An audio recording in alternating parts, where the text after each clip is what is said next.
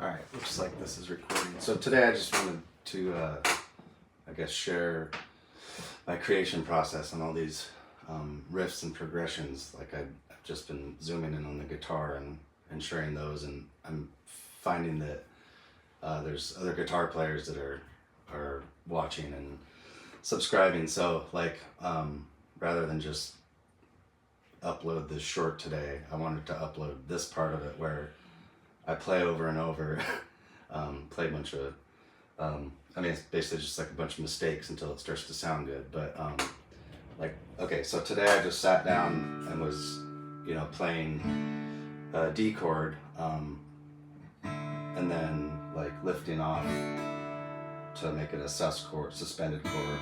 I like that sound. I think it's similar to the last riff I posted, had that sound in it. To me, it's like you're playing a D chord with an E note, and that was kind of, I sat at the piano and hit that chord, and so then I grabbed the guitar and played the same thing. But then my thinking when I hit this chord is that if I were to hit this F sharp note next, it's making it D major, like making it happy sounding, right? But if you hit this F note instead, it makes it minor. And then, so I was having trouble deciding if I wanted to have it sound like that at first, or this at first, or that at first. But I honed in on just regular D, and then kind of pulling off to the sus chord next, so the riff was gonna go, or, it's like, I don't know, that's just a common, you hear that in a million songs, but it's beautiful, that suspended chord. And then I was thinking about, well, what's the next chord I want to hit in this, kind of looking at my book of other progressions I've written. I was thinking about F, right? So, and I was thinking, been doing this thing a lot where if my first chord's D, and in my mind I want to go to F, but then I kind of leave the D chord there and just hit the F bass note, then it kind of sounds cool, right? It's like you're, in my mind I think, okay, chord 1 is D, chord 2 is some kind of F, but then I leave the D in place, so it kind of mixes with the F chord that I want next, right? And then my other thought on this one was that it's like basically saying, hi, I'm D major, right? Now I'm D suspended. And then that F comes in and it kind of is a curveball, and I thought, well, what if then I put that F note on the high end, so it's like the melody would kind of be, which sounds crazy, but when you put it all together, and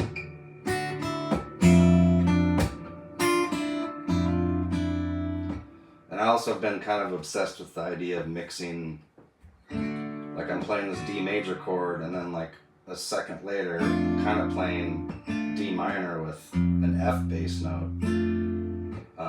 Because, you know, you wouldn't just go, like, I mean, you can do that, but it's like a more tricky, interesting way of playing both D major and D minor kind of next to each other. But anyways, that's kind of what my brain does when I'm making these riffs for these shorts, is I'm trying to use like a little bit of music theory that I've learned, and, you know, like obviously listening to other people's stuff plays into it, but I don't know if anyone's on. No one's on, but that's okay. People can watch this later or whatever. But anyway, so the riff so far is like,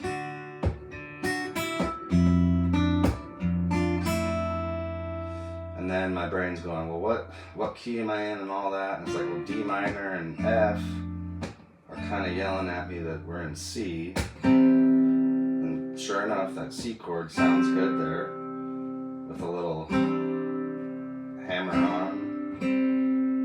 And then same concept. So then in my mind, when I go to G on a lot of these progressions, like in this case, it's the same thing from earlier. So if I'm on this D chord, in my brain I'm going, okay, F is next, but then I leave part of that D chord in place. I mean, this is like D suspended slash F, right? I mean, it's a D chord with an F bass note.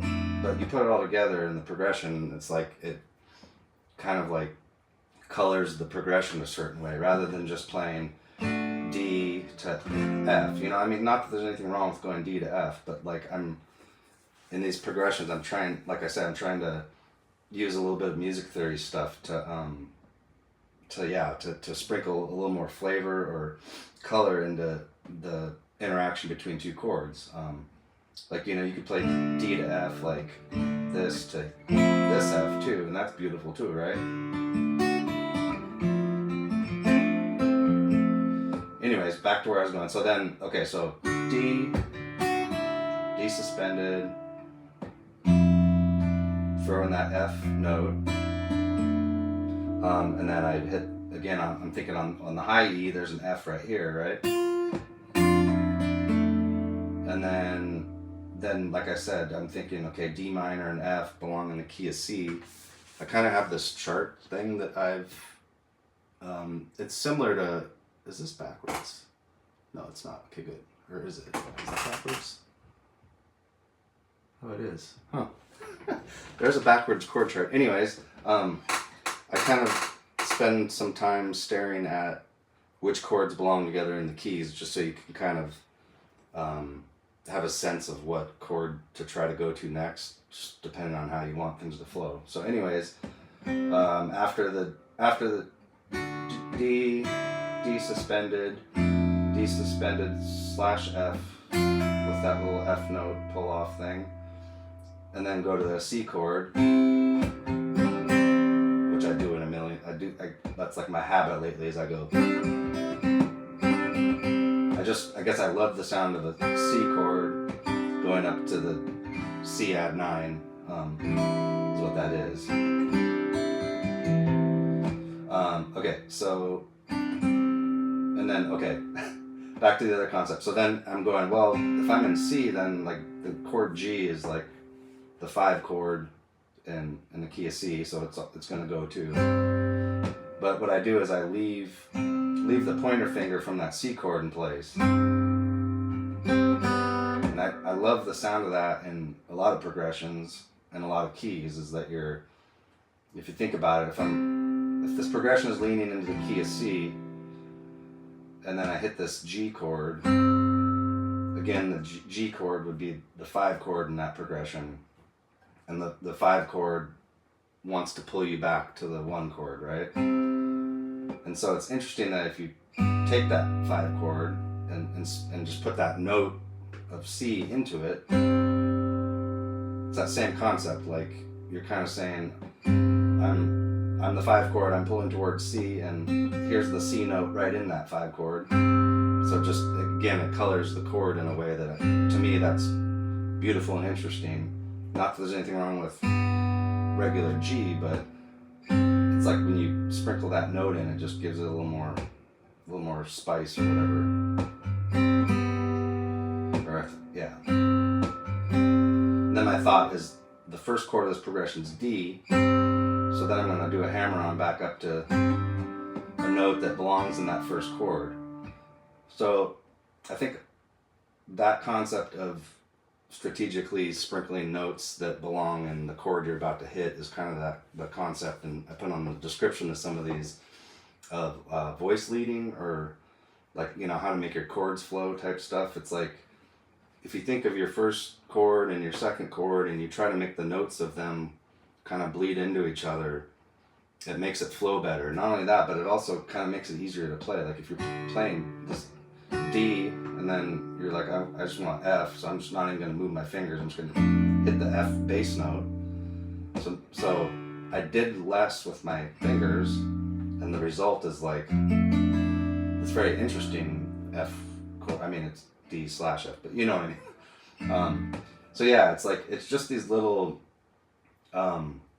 basic kind of music theory concepts that I think are making these chord progressions sound interesting. If I were to rewind time and play the riffs I was playing 5 or 10 years ago, you know, it didn't have the emotion and the coloring or the interesting feel to it, because I hadn't really honed in on some of those concepts.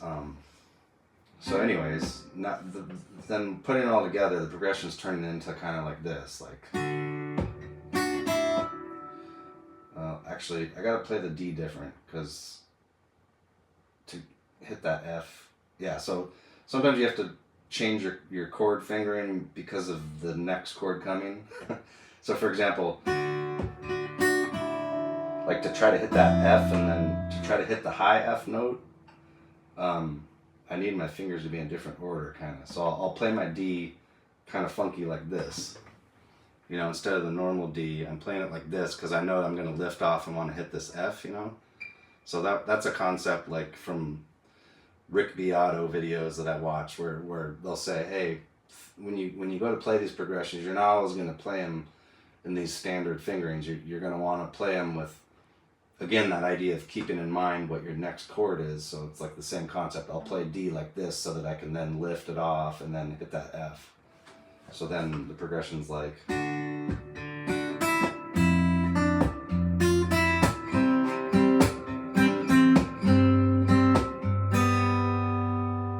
or, and then because the leads back to the, so then putting it back together again.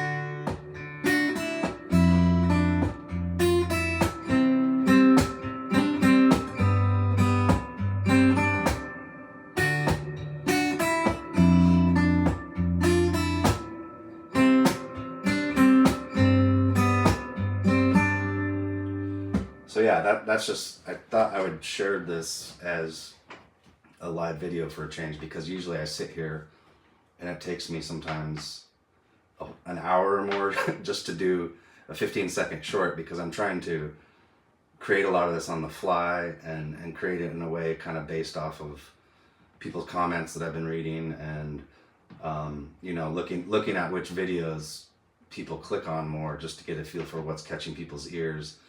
And I'm also getting the feel that there's, a lot of guitar players that are watching. And so this channel may go more the route of, you know, if people like what they hear, I'd love to show the thinking process so that in people's own guitar playing, they can also kind of go from, you know, the point of you record your stuff and you're like, well, it sounds pretty cool. I'm playing some chords and they flow together pretty well, but you know, what can I do to kind of, you know, add, like I said, more feeling or emotion or just flavor or spice, however you want to describe it. It's just kind of, I feel like because of the COVID time and the time I spent with music theory in this room, that my playing has changed in a way where, when I create these little progressions and sit solo over them, it's almost like a form of meditation, or, you know, like